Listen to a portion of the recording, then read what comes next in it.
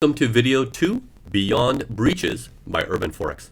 All right, so I can see you're anxious and waiting for, okay, so how do I do this? How do I do this? All right, so this is a fun chapter, no doubt, because this is a lot of fun in doing the research in the mornings when you're waking up and you're like, okay, I want to get going and, I want to do these cheese trades. I want to do as well as I can, and I want to see how well I can keep my performance up and challenge myself day to day on how much money I can make, but safely. Okay, that's the key. The key is to keep all that money, right?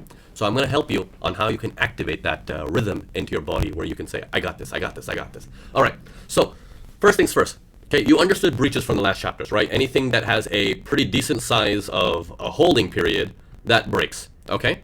Now, adding to that knowledge, I want to take you one step further to that knowledge. It is not just the range that has to break, but it is the session. It is the session. Okay, we're going to add this one layer to it for you to understand. Now, what do you mean by session? Okay, so for stock traders, it is the entire yesterday's market. Okay, it is the entire yesterday's market. So let's say yesterday's market in the stock market, this was the lowest point, this was the highest point. If today the market opens and he's just hanging around in here, there is no activity coming into the market. But if today's market opens around and hangs around and then it does this, and it takes out yesterday, right? You can see that if it takes out yesterday, you now have activity that has activated, okay? You now have activity that has activated. Same thing with the Forex market is you're dealing with sessions. You have 3 different sessions, so you need to get very good at this. Okay, there are, apps out there, there's websites out there that can tell you about, what time, what is your local time that London will open, what is your local time that New York will open and Asia opens.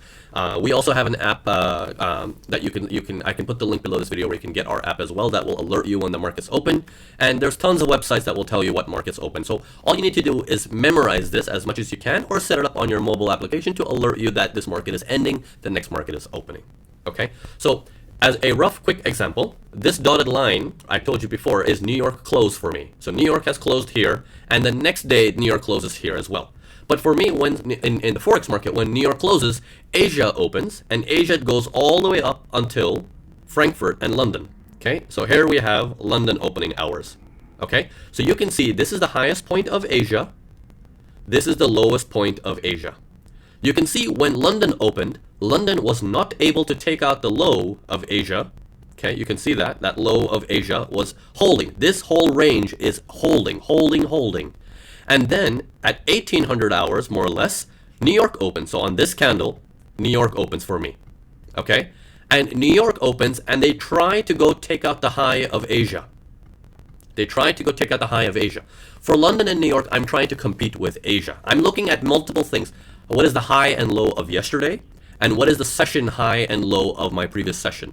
These are the things I'm really focused on because once I'm breaking a session, I want to know that, oh, there is power into this. There is power into this. There is movement. There's activity. Okay? Because without activity, I cannot buy and sell properly. Right? So let's say, for example, why this is so important. Let's say, okay, again, going to a simple concept of you buy a house. Okay? Now, wherever you're living in, whatever city you're living in, or whatever town you're living in, there might be a house that might be worth $300,000 or $3 million, for example. Okay, you buy that house, and immediately, if you want to sell it, there will be someone willing to buy it and saying, okay, I'll take it for 2.9, or I'll take it for 3.1. There'll be someone willing to buy it at a price slightly up or down, right? Because you can resell it because there's people willing to buy and sell. It's busy. What if it's not busy? What if you buy a property all the way down in the Maldives where it's on one island and you have one house there and you bought it at $100,000 thinking it's such a good rate, you bought it, but because there is no activity, even if the property value has gone up to $500,000, you can't get rid of it. No one's willing to buy it because there's no one there.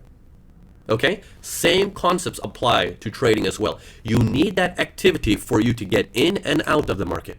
No activity means 2 things. The markets are slow. And another thing is the big boy is not around because he's the only one, they are the only one who have the money and the power to influence the markets, to have the market go in a certain direction. Okay? All right. So once again, as a quick recap, what we're doing, let me take you to a day just prior to this. So I'll give you the example there. So this is New York closed right here. So yesterday, New York, here's 1800 hours for me. This is local Dubai time. That was the high of New York. This is the low of New York.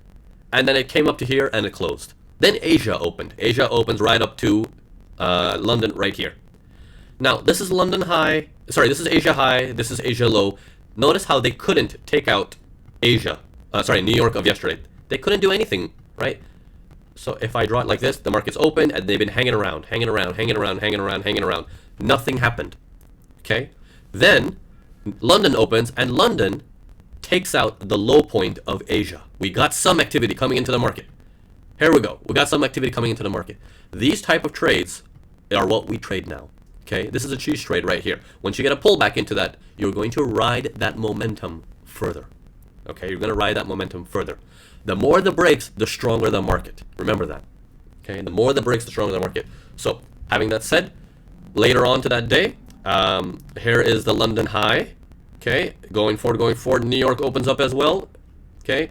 Here is the low of London and New York down here. And that was the high of New York is here. High of London was there. Notice how next day when Asia opens, look at that. Asia takes it out. That means Asia is starting to move. Once that movement happens, we want to ride these rhythms to see, can we get onto some cheese trades from here on out?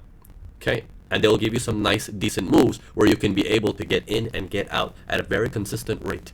Very consistent rate. All right, so this is just an understanding on how you want to use your breaches, because this movement has caused a slowdown into the market. And when Asia opened, they broke that. They breached it.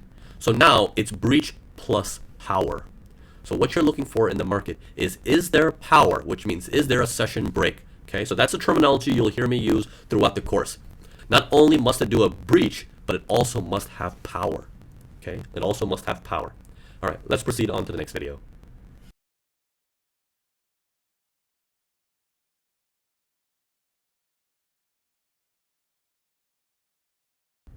All right, welcome to video 2, Beyond Breaches by Urban Forex. All right, so I can see you're anxious and waiting